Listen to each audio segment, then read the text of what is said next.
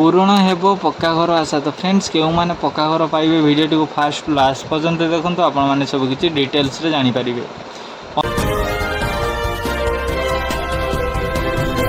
अंत्योदय गृह योजना प्रति पंचायत 10 हिताधिकारी को 12 तारीख में मिल पक्का घर। खरा वर्षा मुंड को गुंजा आउ रही चिंता। प्रत्येक गरीबों को मुंड उपर जमी पक्का घर रही मोहन सरकार आरंभ कर अंत्योदय गृह योजना। वर्ष पूर्ति प्रति पंचायत 10 जन को मिल पक्का घर। एने सूचना देले पंचायत राज मंत्री रवि नायक। अंत्योदय योजनार पक्का घर देवे सरकार। 5 दिन भितर तालिका देवाक वीडियो को निर्देश दि जाइछि। तेबे 12 तारीख दिन वर्ष पूर्ति कार्यक्रम पक्का घर दिज्व बोली कहिसेंति मंत्री। अंत्योदय गृह योजना माध्यम समस्त मुंड को पक्का घर सुनिश्चित करुछि बीजेपी सरकार।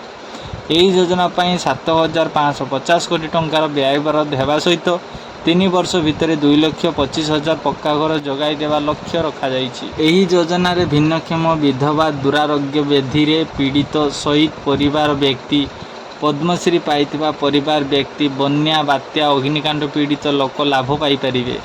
एथिपाई 2025 रु 2026 आर्थिक वर्ष रे 2,603 कोटी टंका व्यय बराद रखिछन्ति मोहन सरकार।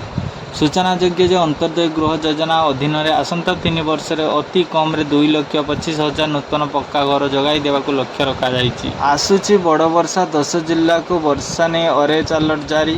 भारतीय पाणीपाग विभाग आईएमडी मंगलवार संध्या 7टा पर्यंत भुवनेश्वर सम्मत ओडिशार 10टी जिल्ला पर ऑरेंज अलर्ट जारी करिछि। मालकानगिरी खर्दा मयूरभंज बालेश्वर केन्द्रापड़ा जगतसिंहपुर मालकानगिरी रायगड़ा सुंदरगढ़ और नयागढ़ किसी अंश मध्यम धरण झड़ वर्षा सहित वज्रपात हो पारे। तेज अपराह्न 4टारू भुवनेश्वर घड़घड़ी सह प्रबल वर्षा पर रास्ता झुटिला पानी। एपटे वर्षा पानी रे गाड़ी बुड़ी जाइथिबा देखिबाकू मिलिछि। प्रबल वर्षा जोगु जनपथ अवस्था शोचनीय हो पड़ी।